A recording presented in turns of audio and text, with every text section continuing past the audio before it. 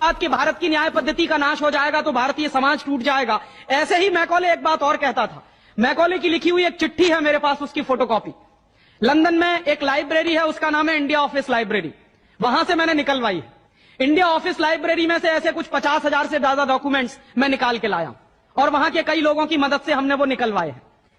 तो उनमें एक चिट्ठी है मैकॉले की, वो उसके अपने पिताजी को उसने लिखी है। जब वो यहां ऑफिसर बन के आया है तो मैकॉले क्या लिख रहा है कि भारतीय समाज को अगर बर्बाद करना है तो भारतीय न्याय पद्धति बर्बाद करो। तो वो करने के लिए उसने आईपीसी बना दिया, सीआरपीसी बना दिया, सीपीसी बना दिया और बर्बाद हुई। दूसरी बात वो कहता था कि भारतीय समाज को बर्बाद करना है तो भारतीय शिक्षण पद्धति का नाश करो। तो मैकॉले कहा करता था कि जो भारतीय शिक्षण पद्धति है, वो खुद मानता था इस बात को, यह दुनिया की सबसे ज्यादा विकसित और सबसे अच्छी पद्धति।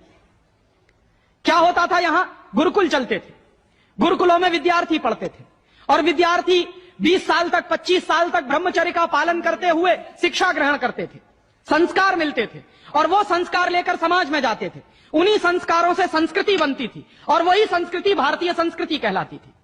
ऋषि थे, मुनि थे, बड़े बड़े ज्ञानी थे, महात्मा थे, वो गुरुकुलों को चलाया करते थे और सारे के सारे गुरुकुल जो चला करते थे उनमें वेदों का अध्ययन, पुराणों का अध्ययन, उपनिषदों का अध्ययन, जो भारतीय ज्ञान है, जो भारतीय मनीषा है, उन्हीं सबका अध्ययन संस्कृत के माध्यम से कराया जाता था। मैकॉले ने क्या किया कि गुरुकुलों का नाश अगर करना है तो उसने एक कानून बनाया। क्या कानून बनाया? संस्कृत में जितने विद्यालय इस देश में चलते थे, हिंदुस्तान में अंग्रेजों के जमाने में, उन सबको उसने इल्लीगल घोषित किया, गैर कानूनी। और उस शिक्षा के माध्यम से कोई भी गुरुकुल चलेगा उसको अंग्रेजी सरकार मान्यता नहीं देगी। तो मान्यता किसको देगी? अंग्रेजी के माध्यम से जो कॉन्वेंट स्कूल चलेंगे उनको अंग्रेजी सरकार मान्यता देगी। और उसके लिए बाकायदा उसने कानून बनाया। उस कानून का नाम है इंडियन एजुकेशन एक्ट। और ये इंडियन एजुकेशन एक्ट लागू हुआ 1858 में, आज से लगभग 140 साल पहले। तो 140 साल पहले जो कानून लागू हुआ था अंग्रेजों के जमाने में, वही कानून आज भी चल रहा है। बाउंड्री बिल्कुल। उस कानून के आधार पर मैकॉले ने क्या किया? संस्कृत के माध्यम से चलने वाले गुरुकुलों को बर्बाद कर दिया, कानून बना के उनको बंद करा दिया।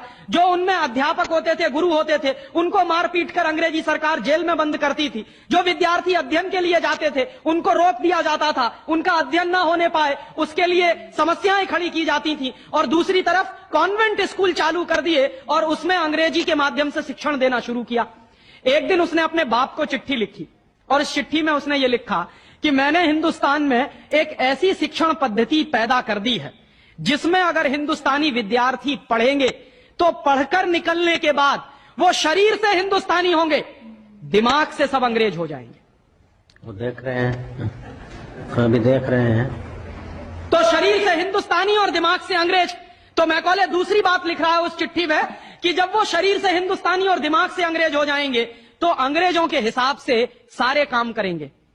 और वो विद्यार्थी जब कॉन्वेंट स्कूल में से निकलेंगे तो सबसे ज्यादा गालियां भारतीय संस्कृति को देंगे, सबसे ज्यादा गालियां अपने मां बाप को देंगे। कैसे? मॉम और डैड कह के। क्या है? डैड माने होता है मरा हुआ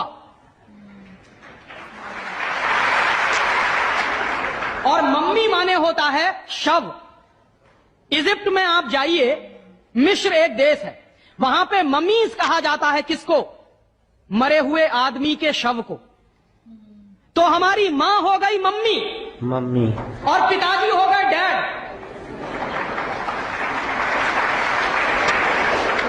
आया कहां से ये? मैकॉले ने डाल दिया हमारे दिमाग में। और मैं ये कहता हूं कि मैकॉले तो मर गया, उसका बाप भी मर गया, सब मर गए, भगवान उनकी आत्मा को शांति दे, लेकिन उसकी जो आत्मा है वो हम सब में प्रवेश कर गई है।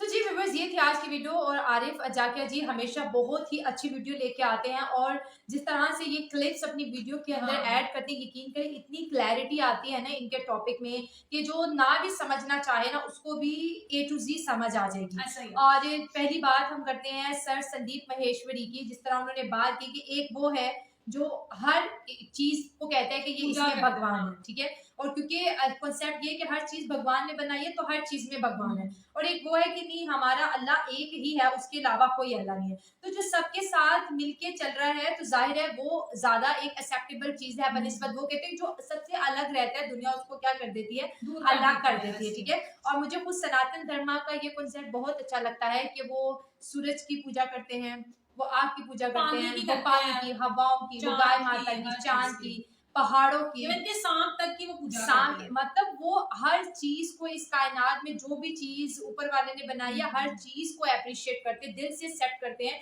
और मानते हैं कि इनका हमारी जिंदगी में बहुत बड़ा रोल है, ठीक है। Right. और वो वाकई ये तो नहीं बोलते कि ये हवा हमें ये दे दो, वो दे दो, ये दे दो, ऐसा कुछ भी नहीं होता। लेकिन हाँ, हम बहुत ज्यादा ग्रीडी होते हैं। हम समाज जब नमाज पढ़ते हैं, अल्लाह हमें घर दे दे, ये दे दे, वो दे दे, फलाना दे दे, ढमकाना दे दे, मतलब ऐसा लगता है कि हम नमाज जो है ना अपने अपने गॉड लिए को पढ़ रहे हैं। अप्रिशिएट करने के लिए या फिर उनकी उनके करीब या उनकी मोहब्बत पाने के लिए नहीं, बल्कि हमें तो दुनिया की सारी मोहब्बत चाहिए। मैं अपनी बात करूँ क्योंकि मैं भी ऐसे दुआओं में ये मांग लिया, वो मांग लिया, तो लेकिन हम अप्रिशिएट कब करते हैं?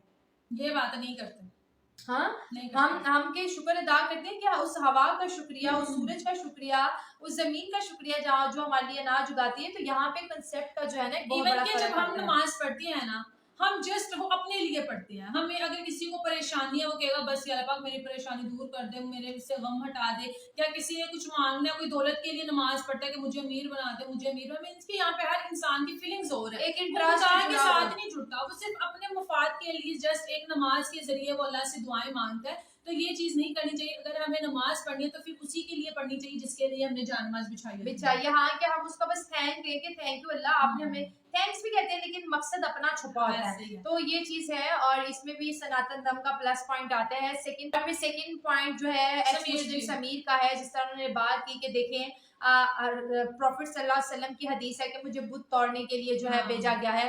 फिर उन्होंने एक और हवाला दिया कि अरब की सरजमीन से तमाम नॉन मुस्लिम को निकालो। फिर एक जगह उन्होंने और हवाला दिया कि किस तरह बनु कुरैज़ा के वो वाकया बता रहे थे कि किस तरह से छोटे छोटे बच्चों को भी मार दिया गया। तो हम यहाँ पे ये बात करेंगे कि अगर आज भी आप देखें क्या सऊदी अरब में आपको कोई नॉन मुस्लिम नजर आता है? नहीं आता ना। तो जो प्रॉफिट सल्लल्लाहु अलैहि वसल्लम ने उस दौर में कह दिया है तो उनके जो कंपेनियन थे उन्होंने उस बात को फॉलो किया है। ऐसे ही है। और सऊदी अरब में आज भी आप जाएं तो वहां पे लिखा होता है कि नॉन मुस्लिम की एंट्री अलाउ नहीं है। फिर अभी अटैचमेंट की बात करें, बिल्कुल अगर देखा जाए तो खाना काबा भी पत्थरों से ही बना हुआ है ना। हम पूरी दुनिया के मुसलमान उस तरफ ही रुख करके नमाज पढ़ते हैं, उसको चूमते हैं, उस तरफ सजदे ये करते हमारा हैं। बिलीव है। हमारा बिलीव है क्योंकि हाँ, हम कहते हैं कि यहाँ ये जो है ना हाँ। अल्लाह ताला का घर है, ठीक है, और हम अल्लाह ताला के घर की इबादत करते हैं। तो फिर सिमिलरली इसी तरह हिंदू लोग भी जो होते हैं सनातन धर्म से, वो अपने देवी देवताओं की पूजा करते हैं, जो कि उनके रूप होते हैं जो ऐसे जमीन ही पे है। है, वो उन रूपों की पूजा करते हैं। और मैं ये बोलूंगी कि इसमें सिर्फ सोच का फर्क है कि आप देखो अब शैतान को वो पिलर बने हुए हैं, ठीक है, सीमेंट के बड़े कंकर बड़े, मारते हैं, तो हम हाँ। कंकर मारते, सोचने वाला ये बोले कि भाई पत्थर को पत्थर क्यों मार रहे हो, हाँ। लेकिन हमारा ये बिलीव है नहीं, ये पत्थर नहीं है, ये शैतान है और ये शैतान है। कंकर ये इसको बज रही है। और जो हिंदू धर्म है उसमें रावण को जला दिया जाता है। हाँ, वो क्योंकि वो भी बुरा इंसान था, उसको भी हर साल मींस के उसको जलाया जाता है कि बुराई खत्म होने वाली है। वाली है, तो ऐसे ये ही। चीजें, तो फिर इसमें ये मैं भी ये कहूंगी कि आरिफ अजाकिया जी के बात से मैं एग्री करूंगी कि हम जो करते हैं हम कहते हैं हम सही कर रहे हैं और जो दूसरा कर रहे हैं हम कह रहे हैं वो गलत कर रहे हैं, जो कि इस तरह नहीं करना चाहिए। हर सनातन धर्म की एक बहुत खास जगह है इस पूरी कायनात में। वो तो इतने सेंसिटिव है अपने नेचर को लेके कि दरख्त का पत्ता जो है ना तोड़ते वक्त भी जो है ना सबसे पहले उनसे परमिशन लेके ऐसे ही है। कि माँ हम ये पत्ता तोड़ने लगे, इतना ज्यादा वो रिस्पेक्ट करते हैं इस यही nature बात है को। कि वो अपने हाथ से कभी भी किसी को नुकसान नहीं पहुंचाते। नहीं पहुंचाएंगे, ये मैंने कभी नहीं देखा कि कभी किसी हिंदू ने किसी के साथ कुछ बुरा किया है। नहीं करेंगे। हर वो गोश्त इस वजह से नहीं खाते कि किसी की जान जाएगी, कोई हाँ। तकलीफ में आएगा, हम क्यों किसी की जान लेके किसी का मांस क्यों खाए जबकि वो ऐसे ही जिंदा है। हाँ। वो इस वजह से, ये नहीं कि कोई गोश्त में कुछ ऐसी चीज है कि वो खा लेंगे उनको कोई डिजीज हो जाएगी, नहीं, वो कहते हैं कि इतनी जानदार सब्जियां हैं, सब्जियां खाओ, किसी मासूम जान को मार के क्या मिलेगा, खून बहा के क्या मिलेगा। तो ये उनके कॉन्सेप्ट हैं जो बड़े ऐसे ही है। डीप हैं, जिसको हम फॉलो करके दुनिया की हर चीज से ये मोहब्बत बात, कर इस सकते बात से हैं। मैं भी एग्री करती हूँ। जब हमारे यहाँ बड़ी ईद होती है जिसे हम ईद उल अजहा बोलते हैं, जब यहाँ पे कुर्बानी होती है तो मुझे बड़ा अफसोस होता है यार, जो जानवर बेचारे होते हैं वो इतनी 2 दिन पहले से वो खाना नहीं खाते, क्योंकि हमें बताया सैलरी में लग जाते हैं। गया कि उनको 2-3 दिन पहले उनको ना खाने पीने वाली हर चीजों में अपना आप नजर आता है कि हमको हलाल कर दिया जाएगा। तो ये चीजें जब कुर्बानी वाले दिन जानवर को हलाल किया जाता है तो मुझे इतना दुख होता है, वो ऐसे तड़प रहे होते हैं हर जगह खून ही खून होता है, फिर वो जो गोश्त घर में आता है ना, नहीं दिल दिल और नहीं कुछ करता। पेरेंट 2-2 3-3 साल के बच्चों को हाथ छुरी से लगवा के ना, हाँ। तो 2 दिन 4 दिन पहले वो बच्चे उन बकरों को लेके गलियों घूम में रहे सैर होते करवाते हैं। हैं, और फिर ईद वाले दिन पेरेंट्स कहेंगे बेटा चलो बकरा हाँ। अपना ज़िबा करो। 2-2 3-3 साल के बच्चे के हाथ में इतना बड़ा चाकू थमा देते हैं। कुर्बानी देने का मतलब ये नहीं है कि आप दुनिया जहान के जानवरों को ज़िबा करना शुरू कर दो।